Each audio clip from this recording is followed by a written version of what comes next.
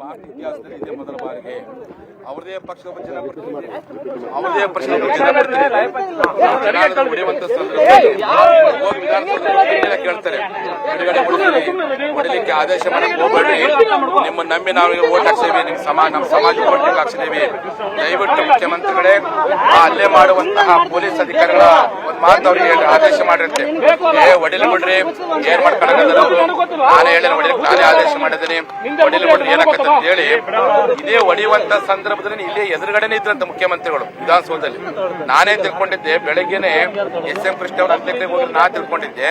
ನಿನ್ನೆ ಬೆಳಗ್ಗೆ ಬಂದಿರತಕ್ಕಂತ ಮಾಹಿತಿ ಪ್ರಕಾರ ಒಬ್ಬ ರಾಜ್ಯದ ಮುಖ್ಯಮಂತ್ರಿಗಳು ಅವರದೇ ಪಕ್ಷದ ಜನಪ್ರತಿನಿಧಿ ಕಣ್ಣೀರಾಕಿ ನಮ್ಮ ಜನಾಂಗದವರನ್ನು ಹೊಡೆಯಕತ್ತಾರೆ, ನಾವೆಲ್ಲ ಸೇರ್ಕೊಂಡು ನಿಮ್ಗೆ ಓಟ್ ಹಾಕ್ಸೇವಿ, ದಯವಿಟ್ಟು ಒಂದ್ಸರಿ ಹೊಡಿಬೇಡ ಅಂತ ಹೇಳ್ರಿ, ಮ್ಯಾನ್ ಹೊಲಗಾಕಿ ಕೈಕಾಲು ಮನೆ ಹೊಡೆಯಕತ್ತಾರೆ, ಆರ್ಟಿ ಹೊಡೆಯಕತ್ತಾರೆ, ತಲೆ ಹೊಡೆಯಕತ್ತಾರೆ ಅಂತ ಕೈ ಮುಗಿದು ಕಣ್ಣೀರ್ ಹಾಕಿ ಹೇಳಿದ್ರು ಸಹ ಮುಖ್ಯಮಂತ್ರಿಗಳು ಹೊಡಿಲ್ ಬಿಡ್ರಿ, ಏನು ಮಾಡ್ಕೊಂಡಾಗದಾರೆ, ನಮ್ಮ ಸರ್ಕಾರ ಏನ್ ತಿಳ್ಕೊಂಡಿದ್ದು ಹೋರಾಟ ಬೆದರ್ತ ತಿಳ್ಕೊಂಡಿದ್ರೆ ಹೊಡಿಲ್ ಬಿಡ್ರಿ ಅಂತ ಹೇಳಿ ಈ ರೀತಿಯಾಗಿ ಹೃದಯಹೀನವಾಗಿ ಅಮಾನೀಯವಾಗಿ ಒಬ್ಬ ಮುಖ್ಯಮಂತ್ರಿ ನಮ್ಮ ಸಮುದಾಯದ ಮೇಲೆ ಹೊಡೆಯುವಂತ ಪೊಲೀಸ್ ಅಧಿಕಾರಿಗಳಿಗೆ ಹೊಡಿಬೇಡ್ರಿ ಅಂತೇಳಿ ಆದೇಶ ಮಾಡೋದು ಬಿಟ್ಟು ಹೊಡಿಲಿ ಅಂತ ಆದೇಶ ಮಾಡ್ತಾರಪ್ಪ ಅಂದ್ರೆ ನಿಜವಾಗಿ ಇಡೀ ದೇಶದ ಇತಿಹಾಸದಲ್ಲಿ ಒಬ್ಬ ಮುಖ್ಯಮಂತ್ರಿಗಳು ಕಣ್ಣೆದುರಿಗೆ ಹೊಡೆಯುವಂತ ಜನರ ಹೊಡಿಲಿಕ್ಕೆ ಹೇಳಿರಪ್ಪ, ಇದು ಪ್ರಜಾಪ್ರಭುತ್ವದ ಕಗ್ಗೋಲೆ, ಇದು ಅಮಾನವೀಯವಾಗಿರ್ತಕ್ಕಂಥ ಕಗ್ಗೋಲೆ, ಮಾನವ ಹಕ್ಕುಗಳ ಉಲ್ಲಂಘನೆ ಇದು. ಆ ಉದ್ದೇಶಕ್ಕೋಸ್ಕರವಾಗಿ ಇಡೀ ಇವತ್ತು ನಮ್ಮ ರಾಜ್ಯಾದ್ಯಂತ ನಮ್ಮ ಸಮುದಾಯದವರು ರಾಜ್ಯಾದ್ಯಂತ ಪ್ರತಿಭಟನೆ ಮಾಡಕತ್ತಾರೆ, ದೂರು ಕೊಡಕತ್ತಾರೆ. ನಾವು ಮನವಿ ಕೊಡ್ತಾ ಇಲ್ಲ, ಯಾವ ತಹಸೀಲ್ದಾರ್ ಮನವಿ ಕೊಡ್ತೇವಲ್ಲ, ಯಾವ ಜಿಲ್ಲಾಧಿಕಾರಿಗಳ ಮನವಿ ಕೊಡ್ತೇವಲ್ಲ, ಯಾವ ಉಪವಿಭಾಗ ನಾವು ದೂರು ಕೊಡಕತ್ತೇವೆ.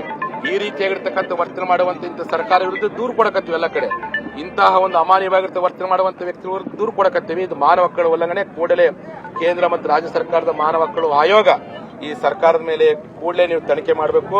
ಯಾರ್ಯಾರು ಇಂಥ ಘಟನೆ ಕಾರಣಗಾದರೆ ಅಂತವ್ರು ವಜಾಗೊಳಿಸುವ ಪ್ರಯತ್ನವನ್ನು ಮಾಡಬೇಕು ಅಂತ ನಾನು ಈ ಮೂಲಕ ಆಗ್ರಹ ಮಾಡ್ತೀನಿ. ನಮ್ಮ ಸಮುದಾಯ ಅಮಾಯಕರ 6 ಜನರ ಮೇಲೆ ಎಫ್ಐಆರ್ ಮಾಡಿದ್ದಾರೆ, ಕೂಡಲೇ ಅದನ್ನು ವಿತ್ಡ್ರಾ ಮಾಡ್ಕೊಳ್ಳೋ ಪ್ರಯತ್ನವನ್ನು ಕ್ಯಾಬಿನೆಟ್ ಮಾಡಬೇಕಂತ ಸರ್ಕಾರಕ್ಕೆ ಒತ್ತಾಯ ಮಾಡ್ತೀನಿ. ಮತ್ತು ನಮ್ಮ ಜನಾಂಗದ ಶಾಸಕರು ಈ ಜನಾಂಗದಲ್ಲಿ ಹುಟ್ಟಿ, ಈ ಜನಾಂಗದ ಅನ್ನ ಉಂಡು, ಈ ಜನಾಂಗದ ನೀರು ಕುಡಿದು, ಈ ಜನಾಂಗದ ಓಟ್ ಪಡ್ಕೊಂಡು, ಈ ಜನಾಂಗದ ಹೆಸರು ಎಮ್ಮೆಲೆ ಆಗಿದಾರಲ್ಲ, ಯಾರು ನಮ್ಮ ಹೋರಾಟಕ್ಕೆ ಅವತ್ತು ಬಂದು ಬೆಂಬಲ ಕೊಟ್ಟಿರಿ ಅವ್ರ ಬಗ್ಗೆ ನಾ ಏನು ಮಾತಾಡಕ್ ಹೋಗಲ್ಲ. ನೀವು ಕೊನೆ ಪಕ್ಷ ಬಂದು ಬೆಂಬಲ ಕೊಟ್ಟಿರಿ, ನಿಮ್ಮ ಬಗ್ಗೆ ಗೌರವ ಐತಿ. ನಿಮಗೆ ನಿಜವಾದ ಕಿಂಚಿತ್ ಕಾಳಜಿ ಇದ್ರೆ, ಇಂತಹ ಘಟನೆ ಅಮಾನ್ಯವಾಗಿರ್ತದಂತ ನಿಮ್ಗೆ ಗೊತ್ತಿದ್ದಾಗಿದ್ರೆ, ನಿಮ್ಮ ಈ ಜನಾಂಗದ ಮೇಲೆ ಹಲ್ಲೆ ಮಾಡುವಂತದ್ದು ನಿಮ್ಗೆ ಏನಾದ್ರೂ ನಿಮ್ ಕರಡು ಚುರುಂದಿದ್ರೆ ಇವತ್ತು ಅಧಿವೇಶನದಲ್ಲಿ ಮಾತಾಡಲೇಬೇಕು ಎಲ್ಲರೂ. ನಿಮ್ಮವರು ಶಾಸಕರು ಯಾರು ಕುಮ್ಮಕ್ ಕೊಟ್ಟರು, ಗಲಾಟೆ ಮಾಡಿದ್ರು, ಏನು ಲಾಠಿ ಚಾರ್ಜ್ ಮಾಡಕ್ ಹೇಳಿದ್ರು, ಯಾವ ಶಾಸಕರ ಹೆಸರು ಹೇಳ್ತೀನಿ? ನಾನು ಹೆಸರು ಹೇಳಕ್ ಹೋಗೋದಿಲ್ಲ. ನಾನು ಅವರು ಅವತ್ತು ಚೆನ್ನಮ್ಮನ ಇತಿಹಾಸ, ಚೆನ್ನಮ್ಮನ ಕಾದ್ರು ಮಲ್ಲಪ್ಪ ಶೆಟ್ಟಿ ಅಂತ ದುಷ್ಟ ವ್ಯಕ್ತಿ ಇದ್ದ, ಅವನು ನಾನು ಹೆಸರು ಹೇಳಕ್ ಹೋಗಲ್ಲ. ನಿಮಗೆ ಅರ್ಥ ಆಗುತ್ತೆ, ನೀವು ಎಂಕ್ವೈರಿ ಮಾಡ್ರಿ ಯಾರಂತೇಳಿ. ಆ ಕಾರಣಕ್ಕೋಸ್ಕರ, ಆ ಉದ್ದೇಶಕ್ಕೋಸ್ಕರವಾಗಿ ನಮ್ಮ ಜನಾಂಗದ ಶಾಸಕ ಹೇಳಿಕೈತೀನಿ, ನಿಮ್ಮ ನಾನು ಕ್ಷಮಿಸ್ತೀನಿ. ಅವತ್ತು ನೀವು ಹೋರಾಟ ಬರಬೇಕಾಗಿತ್ತು, ಹೋರಾಟಕ್ಕೆ ಬಂದಿಲ್ಲ ಕೆಲವರು, ಅವ್ರನ್ನ ಬೇರೆ ಯಾವುದೇ ಪಕ್ಷ ಇರಲಿ, ನಾನು ಕ್ಷಮಿಸ್ತೀನಿ. ಆದ್ರೆ ನೀವು ಈ ಜನಾಂಗದ ಋಣ ತೀರಿಸುವಂತಿದ್ರೆ, ನಿಮ್ಮ ಜನಾಂಗದ ಮೇಲೆ ಮಾರಣಾಂತಿಕವಾಗಿ ಹಲ್ಲೆ ಮಾಡತಕ್ಕಂಥ ಸರ್ಕಾರದ ವರ್ತನೆ ನಿಮ್ ನಿಜವಾಗ್ಲೂ ಕಣ್ಣನ್ನು ಗೊತ್ತಿದ್ದೇ ಆಗಿದ್ರೆ ಇವತ್ತು ಅಧಿವೇಶನ ನೀವೆಲ್ಲರೂ ಮಾತಾಡಬೇಕು, ಪಕ್ಷಾತೀತ ಮಾತಾಡಬೇಕು. ಅಕಸ್ಮಾತ್ ಆಗಿ ನೀವೇನಾದ್ರೂ ಅಧಿವೇಶನದಲ್ಲಿ ನಮ್ಮ ಜನಾಂಗದವರು ಹೊಡೆದಿರತಕ್ಕಂಥ ಸರ್ಕಾರ ವಿರುದ್ಧ ಮಾತಾಡದೆ ಹೋದ್ರೆ, ನಮ್ಮ ಜನಾಂಗದ ಪರವಾಗಿ ನೀವೇನು ಧ್ವನಿ ಎತ್ತಿದ ಹೋದ್ರೆ 2028 ಚುನಾವಣೆಯಲ್ಲಿ ಒಬ್ಬ ಪಂಚಮ ಸಾಲಿಗಳು ನಿಮಗೆ ಓಟ್ ಹಾಕ್ಲಿಕ್ಕೆ ಸಾಧ್ಯವಿಲ್ಲ. ಅದ್ ಹೆಂಗೆ ಅಂತ ನೋಡೇ ಬಿಡ್ತೇವೆ ಅನ್ನುವಂತ ತೀರ್ಮಾನಕ್ಕೆ ಇವತ್ತು ಸಮಾಜ ಬಂದು ನಿಮ್ಮೆಲ್ಲ ಆಕ್ರೋಶವನ್ನು ಬಿಟ್ಟಿದ್ದಾರೆ. ಆ ಉದ್ದೇಶಕ್ಕೋಸ್ಕರವಾಗಿ ಹೋರಾಟಕ್ಕೆ ಬಂದಂತಹ ಶಾಸಕರ ಮೇಲೆ ಗೌರವ ಇದೆ, ಅವ್ರ ಬಗ್ಗೆ ನಾವು ಏನೂ ಮಾಡಕ್ ಹೋಗಲ್ಲ.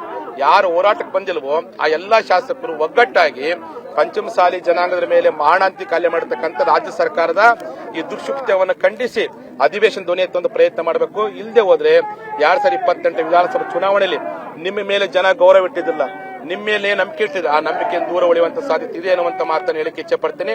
ಹಾಗಾಗಿ ನಮ್ಮ ರಾಜ್ಯ ಸರ್ಕಾರದ ಮುಖ್ಯಮಂತ್ರಿಗಳು ಇಡೀ ಲಿಂಗಾಯತ ಕ್ಷಮೆ ಕೇಳಬೇಕು. ನಾನು ಪದೇ ಪದೇ ಹೇಳ್ತೇನೆ, 12ನೇ ಶತಮಾನದಲ್ಲಿ ಕೊಂಡಿ ಮಂಚಣ್ಣ ಅಂತ ಒಬ್ಬ ದುರುಳ ಮಂತ್ರಿ ಇದ್ದ, ಅವನು ಇದೇ ರೀತಿಯಾಗಿ ಲಿಂಗಾಯತರ ಮೇಲೆ ಹತ್ಯೆ ಮಾಡಿಸಿದ್ದ, ಇದೇ ರೀತಿ ಹೊಡೆದಿದ್ದ. ಅದಾದ್ಮೇಲೆ 18ನೇ ಶತಮಾನದಲ್ಲಿ ರಂಗಾಚಾರ್ಯ ಅಯ್ಯಂಗಾರ್ ಅಂತ ಒಬ್ಬ ವ್ಯಕ್ತಿ ಲಿಂಗಾಯತರ ಕಗ್ಗೋಲೆ ಮಾಡಿದ್ದ. ಪ್ರಜಾಪ್ರಭುತ್ವದ ಸರ್ಕಾರದಲ್ಲಿ, ಸಂವಿಧಾನಬದ್ಧ ಸರ್ಕಾರದಲ್ಲಿ ಲಿಂಗಾಯತರು ಯಾರ ಮೇಲೆ ದೌರ್ಜನ್ಯ ಮಾಡಿದ್ದಿಲ್ಲ, ಲಿಂಗಾಯತರ ಮುಖ್ಯ ಯಾವ ಸಮಾಜ ದ್ವೇಷ ಮಾಡಿದ್ದಿಲ್ಲ. ಆದ್ರೆ ಈ ರಾಜ್ಯ ಸರ್ಕಾರ ಲಿಂಗಾಯತರ ಮೇಲೆ ಮಾರಣಾಂತಿಕವಾಗಿ ಹಲ್ಲೆ ಮಾಡಿದ್ ನೋಡಿದ್ರೆ ಇದು ಲಿಂಗಾಯತ ವಿರೋಧಿ ಸರ್ಕಾರ ಎನ್ನುವಂಥದ್ದು ಇವತ್ತು ಸಾಬೀತಾಗಿದೆ. 12ನೇ ಶತಮಾನದಲ್ಲಿ ಕೊಂಡಿ ಮಂಚಣ್ಣ ಹೆಂಗಿತ್ತು ಅದೇ ಸರ್ಕಾರದ ಪುನರಾವರ್ತನೆ ಇವತ್ತು ಸರ್ಕಾರ ಆಗಿದೆ ಅನ್ನುವಂತ ನೇರವಾಗಿರ್ತಕ್ಕಂಥ ನೋವಿನ ಮಾತನ್ನು ಹೇಳಿಕ್ಕೆ ಇಚ್ಛೆ ಪಡ್ತೇನೆ. ಹಾಗಾಗಿ ನಮ್ಮ ರಾಜ್ಯದ ಮುಖ್ಯಮಂತ್ರಿ ಬಹಳ ಗೌರವ ಇತ್ತು. ಅವರು ಬಸವಣ್ಣ ಫೋಟೋ ಹಾಕಿದಕ್ಕೆ ಪಟಾಕಿ ಹಾರಿಸಿ ಖುಷಿ ಪಟ್ಟಿದ್ವಿ. ಅವರು ಬಸವಣ್ಣನ ಸಾಂಸ್ಕೃತಿಕ ನಾಯಕ ಮಾಡಿದ್ಕೆ ಖುಷಿ ಪಟ್ಟಿದ್ವಿ, ಸಂತೋಷ ಪಟ್ಟಿದ್ವಿ, ಆಡಿ ಹೊಗಳಿದ್ವಿ. ಲಿಂಗಾಯತ ಚಳುವಳಿಗೆ ಗೌರವ ಕೊಟ್ಟಿದ್ದಕ್ಕೆ ಅವ್ರನ್ನ ಬೆಂಬಲಿಸಿದ್ವಿ. ಆದ್ರೆ ಇವತ್ತು ಆ ಬಸವ ಪರಂಪರೆ ವಾರಸ್ದಾರ ಮೇಲೆ ಮಾರಣಾಂತಿಕ ಹಲ್ಲೆ ಮಾಡ್ತೀರಪ್ಪ ಅಂತಂದ್ರೆ ಹೇಳೋದೊಂದು ಮಾಡೋದೊಂದು, ತೊಟ್ಲು ತಗೋರು ನೀವೇ, ತೊಟ್ಲು ಒಳಗಿರ್ತ ಮಕ್ಕಳನ್ನು ಚೂಟೋದು ನೀವೇನೋ ಅಂತ ಅನುಮಾನ ಇವತ್ತು ವ್ಯಕ್ತವಾಗ್ತಾ ಇದೆ. ಹಾಗಾಗಿ ನಿಮ್ಮ ಸರ್ಕಾರದಲ್ಲಿ ಇಂಥ ನಿರೀಕ್ಷೆ ಮಾಡಿದ್ದಿಲ್ಲ. ನಿನ್ನೆಯಿಂದ ನಮ್ಮ ಸಮಾಜದೊಳಗೆ ಬಹಳ ಜನ ಹಾಸ್ಪಿಟಲ್ ಅಡ್ಮಿಟ್ ಸ್ವಾಭಿಮಾನಕ್ಕೆ ಹಂಚಿಬಿಟ್ಟು ಬಹಳ ಜನ ಪಂಚಮಸಾರಿಗಳು ಇವತ್ತು ಪ್ರಾಣ ಜೊತೆಯಲ್ಲಿ ತಮ್ಮ ಜೀವನ ಜೊತೆಯಲ್ಲಿ ಇವತ್ತು ಚಿಂತೆ ಮಾಡ್ಕೊಂಡು ಮನೆಯಲ್ಲಿ ಇವತ್ತು ಎಷ್ಟೋ ಜನ ಕೈಕಾಲು ಲೈಫ್ ಲಾಂಗ್ ಅವ್ರು ಖಾಲಿ ಬರಲ್ಲಂತೆ. ಲೈಫ್ ಲಾಂಗ್ ಅವ್ರು ಖಾಲಿ ಆ ರೀತಿಯಾಗಿ ಮ್ಯಾನುವಲ್ ಆಗಿ ಪೊಲೀಸ್ ಬಿಡ್ತಾರೆ. ಅವ್ರು ಯಾರೇ ಪೊಲೀಸ್ ಬರ್ತಾರೆ ಅಂತ ಮೇಲೆ ಗೊತ್ತಿದೆ, ಮಾಧ್ಯಮದಲ್ಲಿ ಗೊತ್ತಿದೆ. ಯಾವ ದುಷ್ಟ ವ್ಯಕ್ತಿ ಪೊಲೀಸ್ ಅಧಿಕಾರಿ ಸಿಪಿಐ, ಇದೇ ಬೆಳಗಾವಿ ಸಿಪಿಐ ಉದ್ದೇಶಪೂರ್ವಕ ನಮ್ಮ ಮೇಲೆ ಲಾಠಿ ಚಾರ್ಜ್ ಮಾಡಿದ್ದಾನೆ. ಇದೇ ಎಡಿಜಿಪಿ ಉದ್ದೇಶಪೂರ್ವಕ ನಮ್ಮ ಜನರ ಮೇಲೆ ಹಲ್ಲೆ ಮಾಡೋ ಪ್ರಯತ್ನ ಮಾಡಿದ್ದಾನೆ. ಹಾಗಾಗಿ ಅಂತ ಯಾರು ಪೊಲೀಸ್ ಅಧಿಕಾರಿಗಳಿದ್ದಾರೆ ಅವ್ರನ್ನ ಏನಾದ್ರೂ ಸರ್ಕಾರ ಸಸ್ಪೆಂಡ್ ಮಾಡದೆ ಹೋದ್ರೆ ನೀವೇ ಪರೋಕ್ಷವಾಗಿ ಇಂಥ ಹೋರಾಟಕ್ಕೆ ಇಂಥ ದುಷ್ಕೃತ್ಯಕ್ಕೆ ನೀವೇ ಆದೇಶ ಮಾಡಿರುವಂತ ಅನುಮಾನ ವ್ಯಕ್ತ ಆಗ್ತಾ ಈಗಲ್ಲ ಆಗಿದೆ. ಇದು ಲಿಂಗಾಯತ ವಿರೋಧಿ ಸರ್ಕಾರ ಅಂತೇಳಿ ಪದೇ ಪದೇ ಹೇಳಿಕೆ ಇಚ್ಛೆ ಪಡ್ತೀನಿ. ನಮ್ಮ ಹೋರಾಟ ನಿಮ್ಮ ಲಾಠಿ ಏಟು, ನಿಮ್ಮ ಬೂಟ್ ಏಟಿಗೆ ನಾವು ಪಂಚಮಸಾಲಿ ಎದುರಲ್ಲ. ಇದುವರೆಗೆ 4 ವರ್ಷಗಳ ಕಾಲ ಶಾಂತಿಯಿಂದ ಹೋರಾಟ ಮಾಡಿವಿ. ಇನ್ನು ಮೇಲೆ ಕ್ರಾಂತಿ ಹೋರಾಟ ಆಗುತ್ತೆ. ನಿಮ್ಮ ದುಷ್ಕೃತ್ಯವನ್ನು, ನಿಮ್ಮ ಅಮಾನ್ಯವರ್ತ್ಯವನ್ನು ಹಳ್ಳಿಗೂ ಜನರಿಗೆ ತಿಳಿಸ್ತೇನೆ.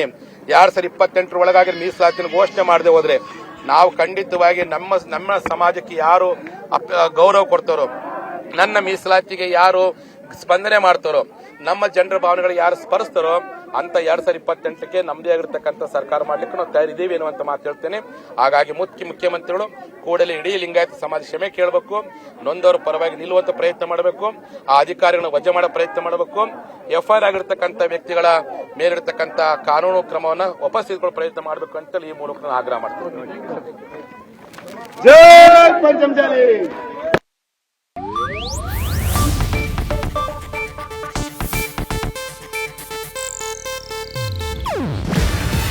ಇದು ಏಷ್ಯಾನೆಟ್ ನ್ಯೂಸ್ ನೆಟ್ವರ್ಕ್ ಪ್ರಸ್ತುತಿ.